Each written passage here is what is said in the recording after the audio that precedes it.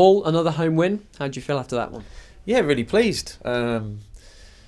Against a really good team. I thought a bit like the game at their place, really. We cancelled each other out in long periods. But yeah, really pleased with the performance. I thought both goals were really good. And as the game went on from 60 minutes onwards, I thought we were really in the ascendancy. I didn't see them scoring then, although ironically they did in the last minute. But we just looked at a fit, organised side who, can get around teams, and we, obviously we like to press, and we don't want teams to come here and feel comfortable. They can go across their goalkeeper and take their time. And the effort from the front three at times was exemplary, backed up with the midfield, and marshalled quite well at the back. So I haven't really got many complaints. I have, obviously, but I'm not going to share them. But little details I'd always like to improve on. But yeah, generally really proud of what the lads have done today. There was a moment where Nathaniel Mendes-Lang gave the ball away in the attacking third and then raced back to his own corner flag to win it back. Is that the sort of moment that sort of typifies what you want from this team?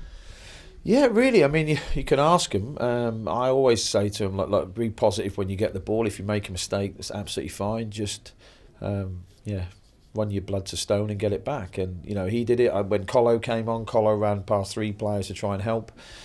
And yeah, it's pretty an indictment of the team, really. I think Knighty does it really well as well, so it's just difficult to play against, and they're outstanding players, there's no disputing that. But if you're outstanding players who work harder than the opposition, you always give yourself an amazing chance to win a football game. And I thought, and I am biased and I haven't watched it back, but on the whole I thought we probably tipped it today against a really good Bolton side who are in good form themselves. You mentioned the goals, really good goals, both of them, and you're now getting goals from all over the pitch. How pleased are you with that? Yeah, really pleased. I'm still disappointed we aren't scoring off set pieces. That's my bugbear, because I think sometimes in tight games a set piece can win you a game. We keep relying on amazing goals. Last week we scored 3 really good ones, today 2, and yeah, goals are coming from different people. We've done quite a lot this week, or tried to, in the conditions of final deliveries in, and just being a bit more concise, and yeah, it paid off. 2 great goals. Obviously I'm asking the wide men to chip in, and for Nat to score, and then for Tom to do a deft header set up. It is coachable, because we've obviously taught him that, but a little deft header assist. And Connor, I never doubted him to score, to be honest. And when he got through like that, he's got he probably had his heart rate at about 60, a bit like Fars, like a serial killer, and he's calm as a cucumber. So good to go 2-0 up. And everyone's chipping in. That's what it's all about. There can't be a pressure on just Colo and Didsey to score every week, although there is a pressure on them to score every week. But the more players chip in, the better. And like, everyone wants to score goals. Everyone wants to make memories in that dressing room. They're trying their best. And today, I said to him beforehand that we'll know what we're about after today, I think. And I'm not saying that we've got it sussed. We haven't. But since we've been in against the better teams in the league, we've struggled. Not struggled in performance, but struggled to come away with 3 points. So that's a really good win against a very good team. I know that the last minute goal will annoy you, will rankle a little bit, but the defence, you had to make 2 changes today, and for the most part they didn't skip a beat, did they? Curtis Davis and Hayden Roberts coming back in.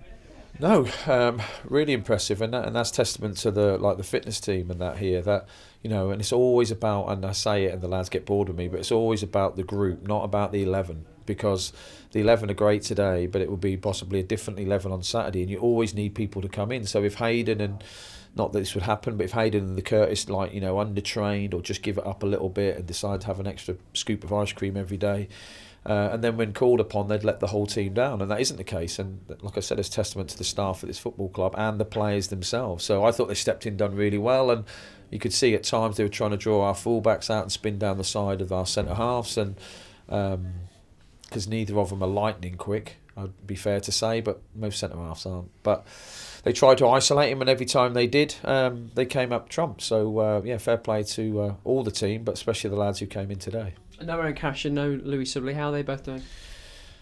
Cash, last week at Cheltenham, I got told at half time he was a little bit tight, so I took him off as soon as I could. It wasn't a risk, supposedly, but it sort of turned into one, really. But he might be available for Tuesday night. We've done, as I have with all the players, that I won't take a risk. There's no point in being out for 6 weeks. He might as well miss one game, really. So we're pretty confident he might be able to play Tuesday, but whether I risk him on that pitch is another matter. It's a big pitch. And, Sibs, we've been fortunate enough to get on the grass this week with the facilities. But just been a bit slippy, the pitch. A few of the lads have complained about groins and lower backs, and unfortunately Sibs yesterday pulled up in training and just said he felt something. So I don't honestly know. He'll get a scan on Monday. My gut is that he'll be out for 2 weeks, possibly. So I don't think we'll see him before the West Ham game. Just finally, Tony Springett, you were able to get him on and give him a few minutes, and he showed straight away that chasing and harrying and hassling, that's what he's all about, right? Yeah, bless him.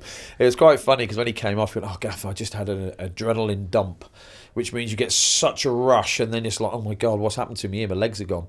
So just bless him.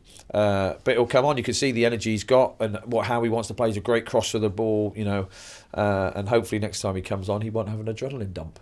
He'll just have an adrenaline rush, which is maintainable. But pleased for him, and we're fortunate that we've got some good subs to put on.